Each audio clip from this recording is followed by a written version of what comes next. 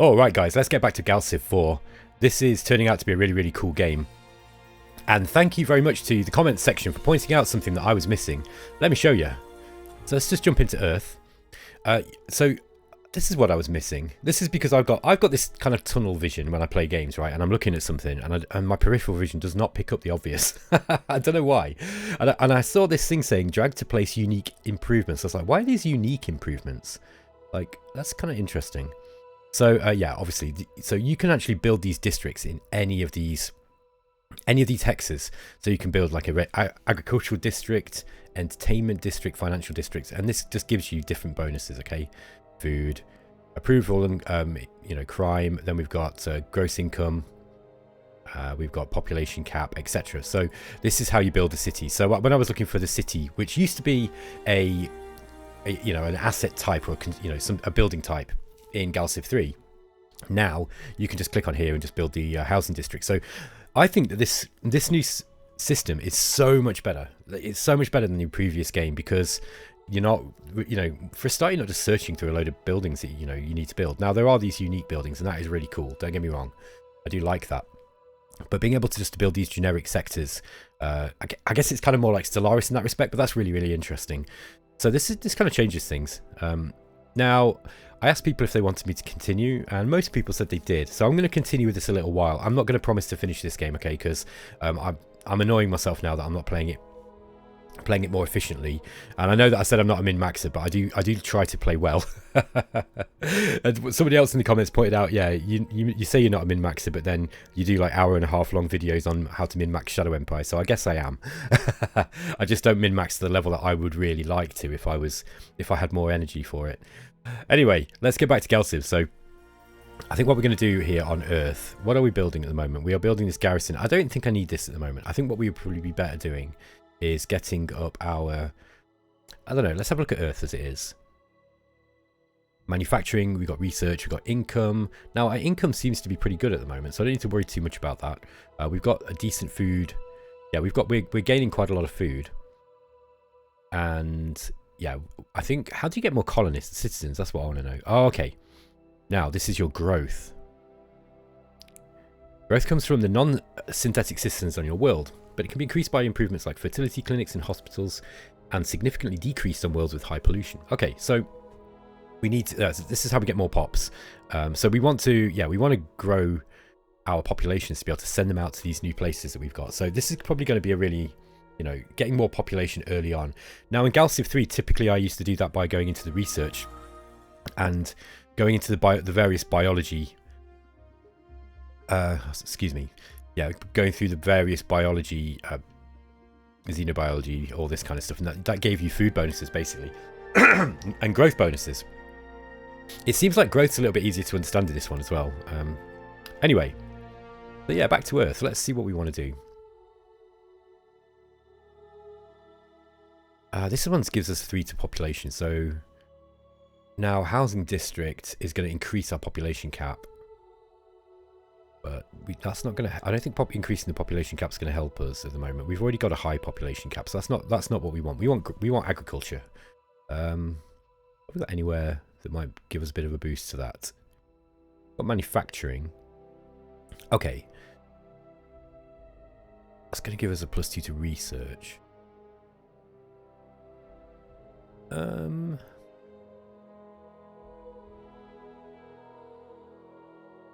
Yeah, it's agricultural that we want particularly.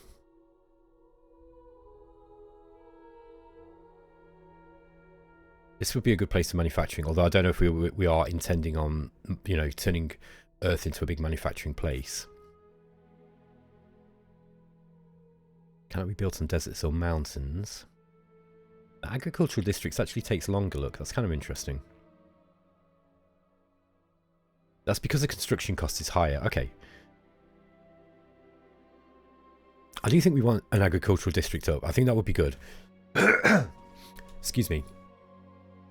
Yeah, what I might do is just, okay, we can't put food construction here, so that's not going to be any use. Perhaps if we can't put it in the mountains either. Maybe here. maybe we put, if we in this forest here, we put an agricultural district. We'll put one up here, here, and here, and then we'll try and get lots and lots of citizens out. Now, I'm sure that there will be some cost to this.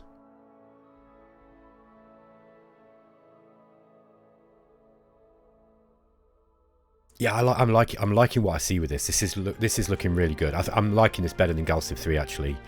And yeah, I mean, I haven't really looked at this game a whole lot. I haven't really watched many of the videos that Rob did. I kind of looked at them a little bit, but I didn't really stick around. And the reason being is because, one, I'm kind of busy with my own stuff, but two, I kind of didn't want to spoil it, which is really bad behaviour for somebody who's supposed to be doing games reviews. You know, you're supposed to be getting used to, you know, getting your nose into everything. But all right, let's advance the turn. Okay, so we've got this probe moving across. This is the Altarians, I think. Yeah, we've got an Altarian probe. Let's see if we can get this. Yeah, this universal translator is coming up. So we want to talk to the Altarians. The Altarians are generally friendly to the humans, generally. Whereas these guys, at least if they're anything like they were in GalCiv3, might be, you know, they might be friendly, they might not, basically. Okay, let's have a look at what's going on in our other city, other place here. Now here we're building a trade network. Okay, and we're building it there. What we'll probably do next is put up... Look at this. That's one level to all. I'd probably put up another... We probably want to get agriculture up on here, to be honest. Farming output +6. Yeah, food's looking alright already. We do have pollution on this planet, though. So maybe something to manage pollution could be good. Now, that might be something that comes later in the game. Yeah, we'll have to figure that out. Let's just carry on. Okay, we've got this supply ship moving into Slepper 1 here. Now, that should finish off this trade network, I reckon. I wonder how much of the costs we've paid for it so far. Is there any way of figuring that out, I wonder? Yeah, I mean, it looks like about 50% of the way through, so the construction cost was 100. So that will finish off that building, which is useful. Okay, idle shipyard. Now, somebody was telling me that they saw that they could build mining ships here, but I can't see any mining ships at all. At least no pre-constructed ones. There's no project for it either. Usually you've got a mission here or something. So yeah, I don't see that. Now I don't know if this is something that we can design. Let's see if there's an asteroid mining thing in here. Where are we?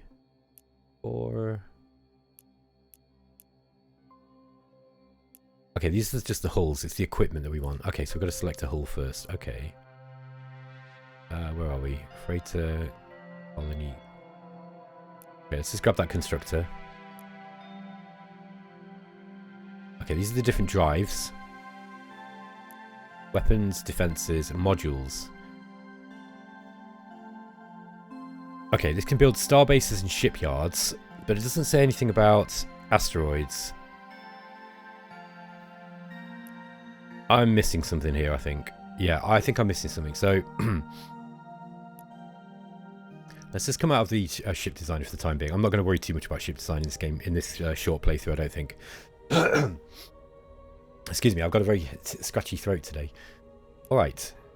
What do we got here? This is this Phantom. Let's get this guy into Earth. We're just going to be... This is our main place to defend, in case we do get attacked. I don't think we're going to get attacked early.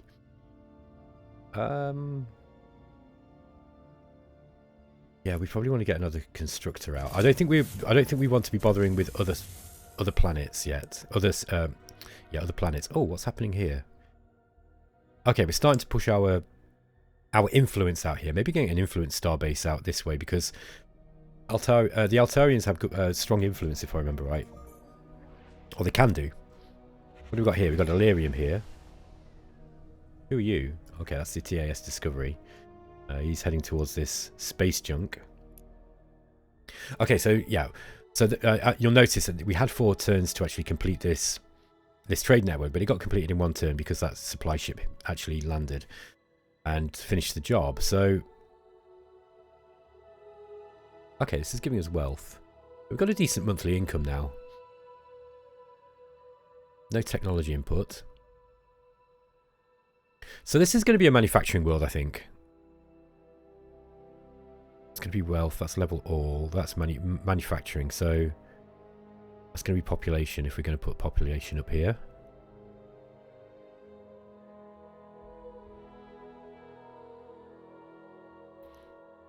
Yeah, I mean, oh, that's good for food as well.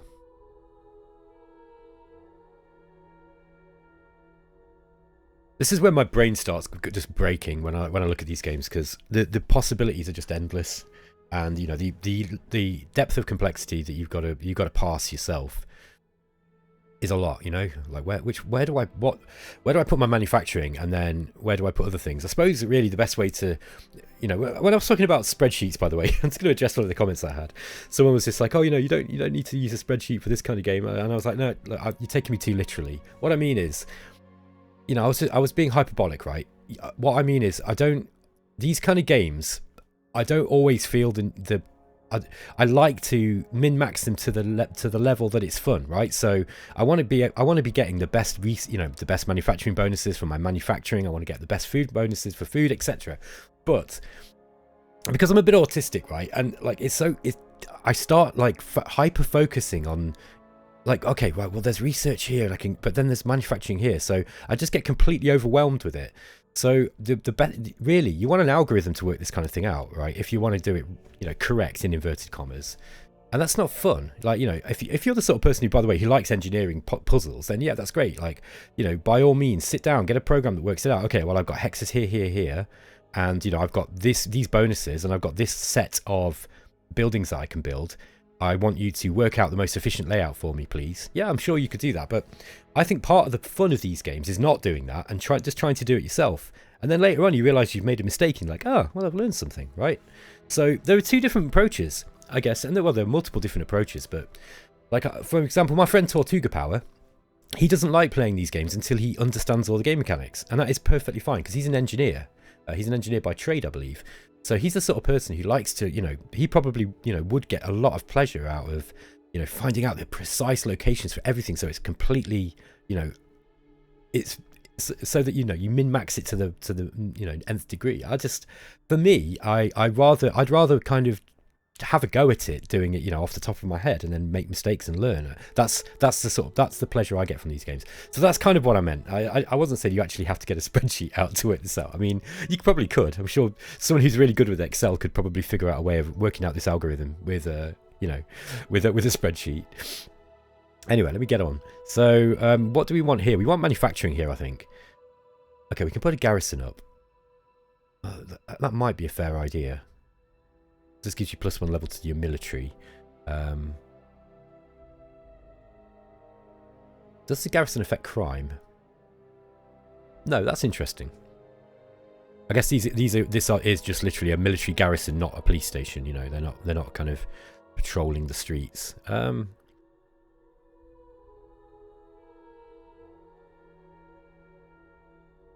Yeah, I think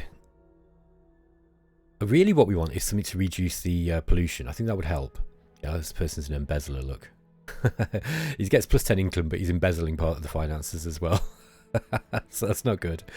+2 level to manufacturing. That's going to give us manufacturing. Let's just get a manufacturing district up here, okay? And then we'll probably put one there too. Yeah, why not? Maybe one here as well. Yeah, so we're going to get a nice manufacturing bonus from that. And perhaps we use this as a manufacturing planet, which I think is what it's supposed to be used for, you know, with the orbital factory rings from the precursor world. Okay, we've got an event. TAS Discovery Survey Report. We found an asteroid giving off a strange energy reading, with signs of an alien structure beneath its surface. We sent a landing party to investigate, only to see them return hours later, each one missing a limb. Good grief, that's horrible. None of them seem to remember how they lost their limbs, nor can they recall actually having their limbs in the first place. If anything, they feel that the rest of us have too many limbs and suggest we visit the asteroid ourselves. Crikey. Roll the dice. The second landing party is shocked to discover members of the first landing party working on a strange alien ship. This version of the crew members aren't missing limbs. They investigate and discover that these are clones of the first landing party grown from the severed limbs. The good news is that the crew members back on our ships are the real crew members. Bad news is that the clones have just completed repairing the alien ship and it isn't friendly. Uh-oh. Okay. Where was this? Let's just find that ship. Oh, right, okay.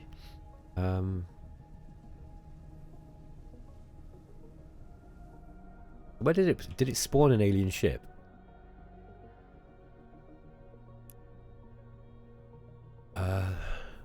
Yeah, I don't know. I can't see that.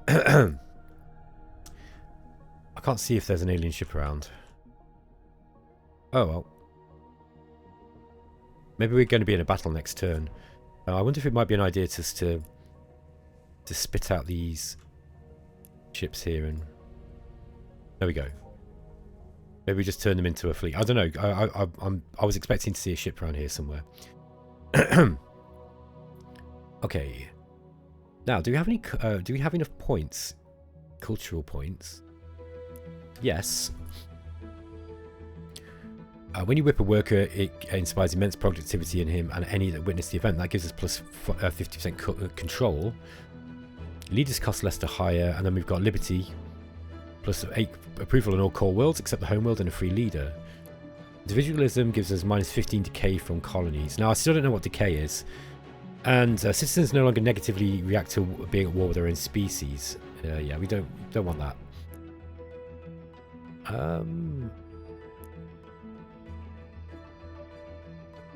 Yeah, so we get a big discount for some of these. Authority and liberty are kind of interesting. They run at parallels to one another.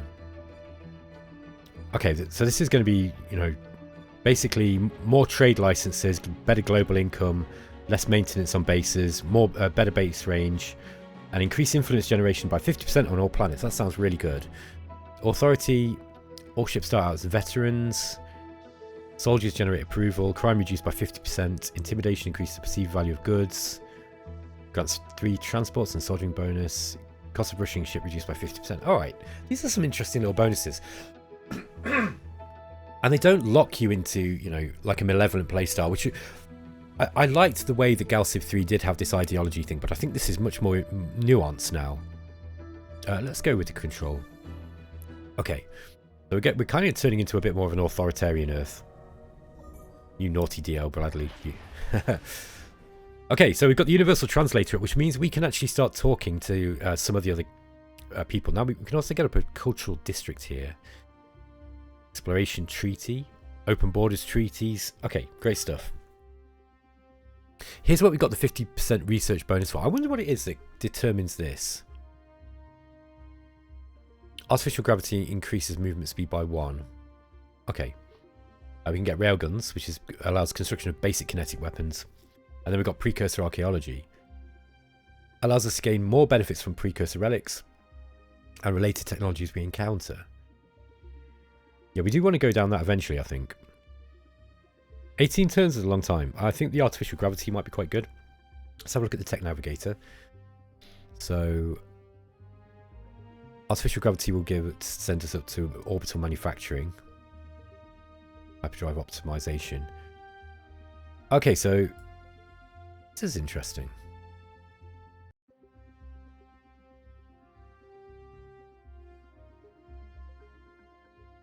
Okay.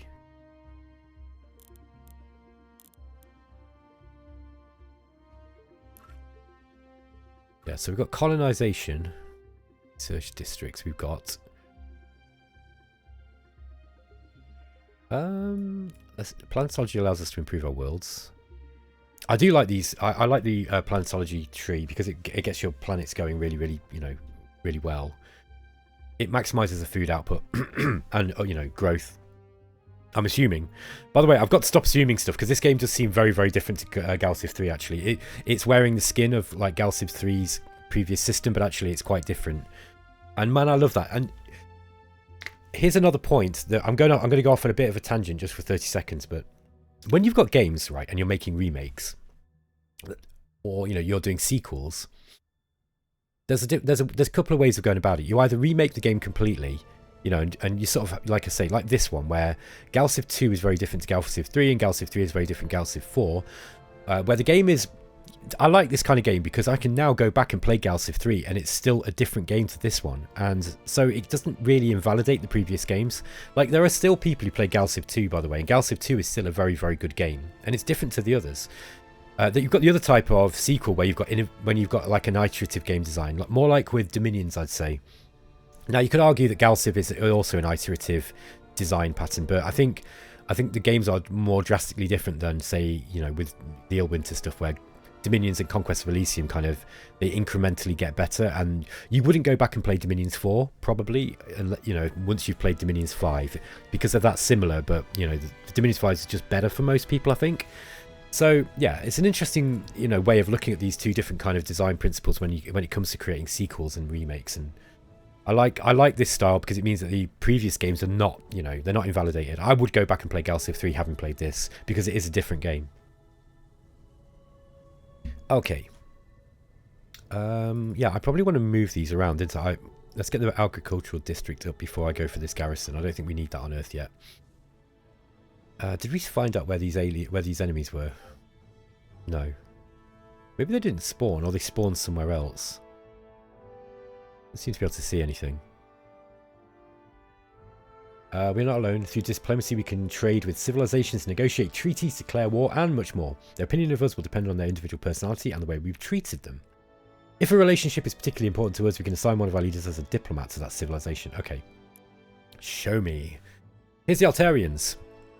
Now, how to say this without getting myself in trouble? I really like that Stardock have not gone down this kind of route that a lot of other developers have gone down, where they just make all the characters really ugly. I just love that. Like, I really disliked Age of Wonders Planet 4 because all the characters in it just look really ugly and kind of, I don't know. Like, I want my heroes to look heroic, and I want female heroes to look beautiful and heroic, I don't want them to be like these kind of, I don't know. I'm going to go too far into that conversation because I think it's not really a conversation for my channel. But yeah, I like it how Stardock do not fall for that at all. They've kind of gone with the old school sort of sexy alien ladies, and I like it. It's totally my bag. Let's get back into the diplomacy screen. How do we get back there? Civilization, leaders, diplomacy. There we are. Interesting how this bar's at the bottom now. Okay, let's chat to the Altarians and see what they've got to say. Speak to. So this is cool. So on the diplomacy screen, look, it looks like you've got an overview of them. I like this screen so much better than the old one as well. Okay, these guys are xenophobic, paranoid, and they're secret. Also, yeah, that's interesting. Okay, the Altarians are actually a strong military power. They've also got the most population. We want to talk to them. Now, contrary to what I said, they've got the least influence so far. Whereas the Arconians have got a very, very, they're the most influential. Yeah, both of them are relatively neutral with us. Let's just speak to the Altarians. We always enjoy talking to the humans. It's like looking into a mirror. Yes, it is. Because I also look like a blue-skinned woman. I have a trade proposal for you. It's time for you to die. I have something else in mind. Okay, let's see what we can trade. Okay, so we can trade credits. There's also strategic resources and treaties.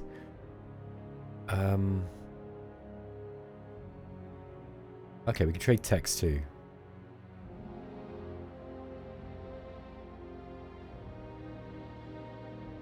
Subspace streaming might be good. She's probably more likely to give us artificial gravity. Let's see what she wants for it. No. She's probably going to try and... Yeah, look. She wants more than I'm willing to give. Mind you, that's only 3 in 2 turns. For them. Okay. Alright. So, we're going to give them the universal translator as well. Can we get something else out of it? Okay, they're not going to do that. By the way, I usually turn off tech brokering in games, or tech trading in games, because, well, I turn off tech brokering, which means that you can only trade the What it means is I can't trade planetology space elevators and universal translator to her, and then for her to go and trade it on immediately. She won't be able to go and trade it on immediately to everyone else. I prefer that setting because it means you go through the tech tree a little bit slower.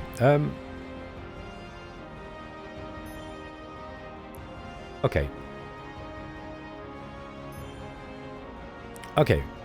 We're pleased we can come to an arrangement. So let's see what we can get from the Iconians. Just have to we'll talk to them as well. They've got hyperwave radio. Okay, they want space elevators. Can we get anything else off them? No, they're not gonna ask for both of those. Okay, they're not gonna give us artificial gravity either. It's too high in the tech tree. But the hyperwave radio, maybe we can get credits per month off them. 3 credits per month? How many months?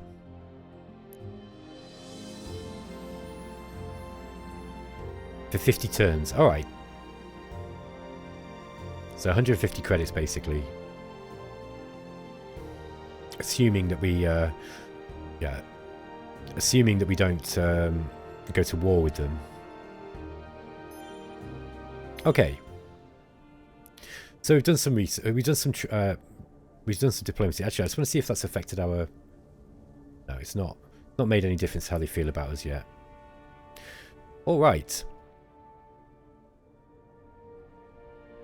Okay, we've got an idle core world at Slepper 1. So we put up the what was that? Manufacturing district. Okay, so let's get another one of those up. Hang on, manufacturing is at 17. Yeah, this is a really good manufacturing place. We've also got the coordination beacon. Allows us to directly communicate with any and all colonies more effectively. So this gives us control per turn +1, and it gives us some malevolence as well. We can put up the garrison. Let's see what else we can get here.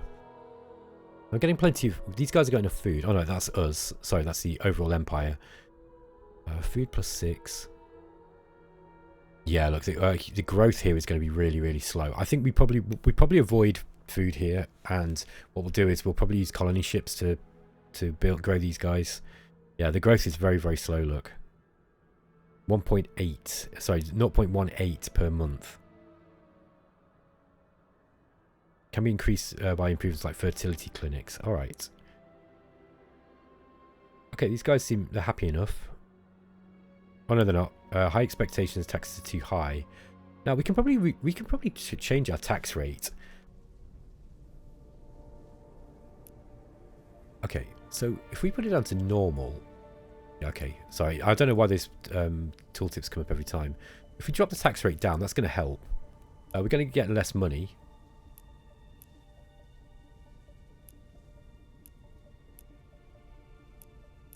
Yeah, we're actually getting... You get more manufacturing because people are happier, basically, if you drop your taxes. Look, this is how it works in Fallen Enchantress as well. I like this system. I think it's a simple system, but it's just cool. You can obviously see what it's doing. Now, yeah, we're going to be getting less money. Income's important for rushing stuff. But you need to rush stuff less, obviously, if you've got more manufacturing output.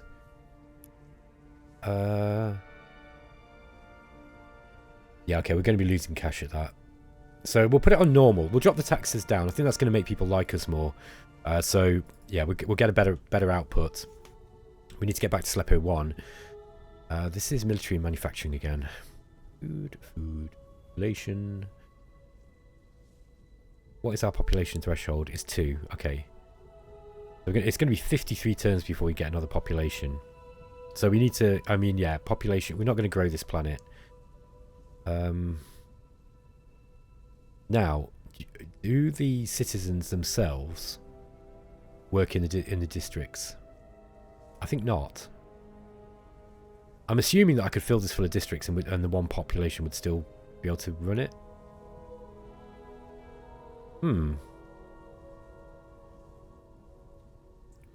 I don't know about that.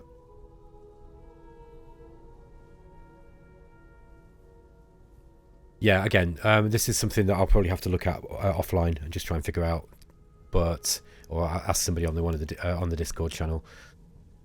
Just for the time being, what are we going to have? I suppose we could get another wealth. We could get a wealth district up, a financial district. This is, mind you, this is better for research and manufacturing, isn't it? Sorry, came out that prematurely. Yeah, let's get a financial district up. It's going to take 3 turns, and it's going to give us more money, and more money's good. Alright. Our scientists have created a universal translator that will allow us to communicate with all species we encounter. Hopefully we will like what they have to say. Okay, this gives us 5 culture points, plus 1 diplomacy for 100 turns. I wonder if that kicked in before we did that trade that we just did. Okay, we can actually go into independence, minus 15% decay from colonies. I noticed that none of these they don't have any negative bonuses, which is interesting. So it's not like Shadow Empire where, you know, going into one kind of affects the others. Yeah, let's go into independence. I still don't know what decay does, but I'm just going to assume that having minus 15 decay is going to be a positive thing. Yeah, I don't know where we'd find that. Okay, what do we research next? Well, as our citizens to greater use. Okay. Planetary mobilization. Oh, we've got quantum computing. That sounds like it might be more useful in the immediate term. We're not at war with anyone yet. Assign a leader to an available command ship. Okay. Have a look at our leaders, because we've not looked at that for a little while. Leader management.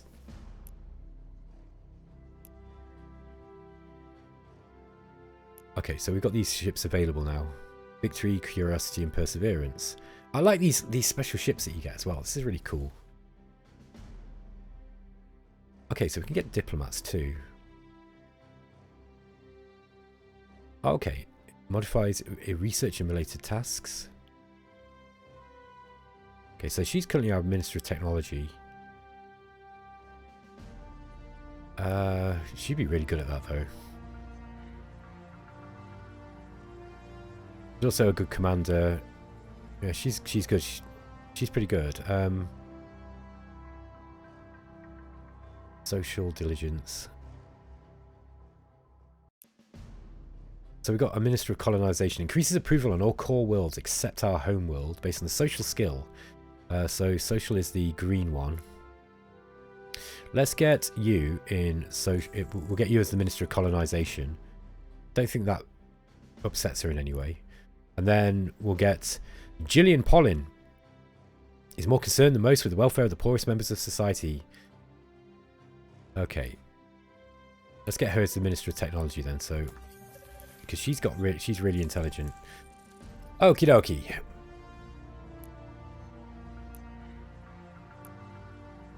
Alright, that looks good to me. Okay, folks, I think I'm going to end the episode here. I hope you enjoyed the series. I'm not sure. I don't know if I'm going to finish this because now I'm knowing how to play it. I might actually want to make the map sizes bigger. I just wanted to have a kind of a quick look at this and just see how it, you know, just sort of get my head around what it does. I might play for another few, you know, another couple of episodes. But yeah, we'll figure it out as we go. Okay, take care, guys. See you later.